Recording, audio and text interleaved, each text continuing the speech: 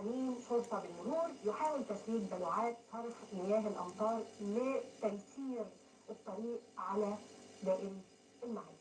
طبعا كان مشهد مهم جدا، الحقيقة مسؤولية اجتماعية تستحق التحية عليها، وفعلا دي إمكانيات المصريين وجدعنة المصريين أيا كان موقعه والرغبة في إنه يساعد الجميع. طبعا الصور دي شفناها في كل مكان، أمين شرطة مرور نازل على ركبته علشان يسلك البلاعة عشان الطريق يفتح والناس تعدي. تحية مننا هنا في حديث القاهرة، وتحية من كل شخص مصري قدر اللي انت عملته، ونتمنى ان كل حد في ايديه حاجة يساعد بيها عشان يسهل على الناس في الاوقات الصعبة يعملها. فانت الحقيقي يعني كنت مثل مشرف جدا. المشهد التاني اللي وقفنا قدامه كان اللي نشرته تلجراف مصر وقالت بيصلح الكهرباء والمطر شغال، عامل لم يمنعه الطقس السيء من اداء عمله، فهل عرض حياته للخطر؟ تلجراف مصر سأل انت رأيك ايه؟ هو كده بيعرض حياته للخطر ولا بيساعد الناس؟ فكانت الاراء متفاوته. احنا يهمنا برضه نسمع رايكم زي ما تلجراف مصر، وخصوصا لو قلنا ان في ناس كتير قوي نزلت فيديوهات لان في عواميد اناره حصل فيها ماس كهربائي كان ممكن تعمل تدمير شديد جدا وحرائق كبيره. الشخص ده جاهز بحياته لكن عن وعي، لانه بيشتغل في هذه الجهه وفاهم المخاطر كويس عشان ينقذ اخرين كان ممكن يتعرضوا لمشكله اكبر لو حصل ماس كهربائي. تحيه مره ثانيه لهذا العامل اللي بينتمي لهذه المؤسسه الكبيره شركات الكهرباء وقطاع الكهرباء، انه جازف علشان يحافظ على حياه ناس كتير قوي.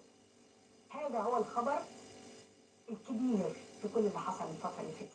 كنا دايما بنسال احنا ليه ما بنستفدش من ميه المطر دي؟ مصر عندها فقر مائي وعندنا ازمه سد النهضه وعندنا كل الازمات اللي بنتكلم فيها في الميه، لكن لاول مره هذا الخبر المبهج نقف قدامه بالشكل ده، وخبر نشرته العربيه ان مصر تستغل موجة الأمطار الغزيرة وتخزنها استراتيجيا. المطرة اللي نزلت دي ما راحتش هدر، وخصوصا السيول اللي كانت موجودة على مناطق سيناء والبحر الأحمر. التقرير اللي تم نشره ان احنا كان في 200,000 متر مكعب تم تخزينهم في المطره الاخيره في البحيره رقم 1 والبحيرات الجبليه اللي عند مصب وادي الشيخ بمدينه سانت كاترين، واحتجاز 200,000 متر مكعب تانيين قدام سدي سياف 1 و2. ده مش بس احنا وفرنا ميه عشان نقدر نستخدمها، ده احنا كده انقذنا طريق ابو الجيش وسانت كاترين وقريه فيران من الدمار اللي كانت بتسببه السيول دي كل مره. يعني مرة تانية هقول لكم ضربنا عصفورين بحجر. غير كده كمان ان ابار النشر والخزانات الارضية خزنت 100,000 متر مكعب هتخصص للاستخدامات اليومية للتجمعات البدوية اللي موجودة في مطروح.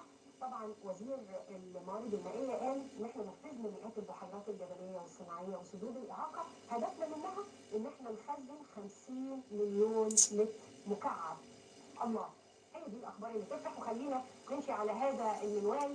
يعني اكيد استفادتنا بكل نقطه ميه ربنا ينزلها على مصر هتفرق جدا في حكايه الامن المائي المصري. طالما عملنا المشروع اللي اتكلف كل الفلوس دي نبتدي نستفيد ان شاء الله.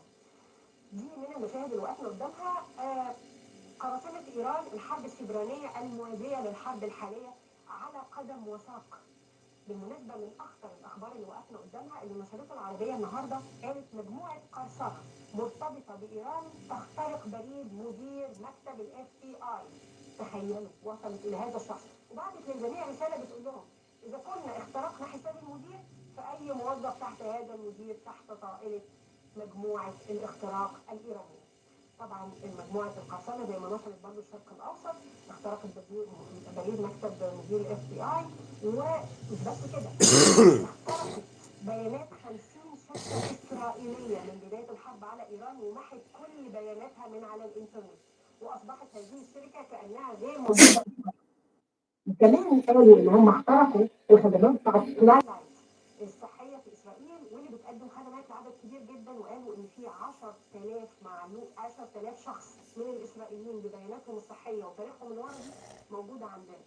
مش بس كده، تصوروا ان هم اخترقوا كمان الاكاديميه الخاصه بتعليم اللغه العبريه في اسرائيل وحطوا الشعار بتاعهم وكتبوا في رساله موجهه على الموقع الرسمي لهذه الاكاديميه: لن يعد لديكم حاجة لتعلم اللغة العبرية بعد الآن، لأنه لن يوجد من يتحدث به. دي اختراقات إيرانية كبيرة جدا.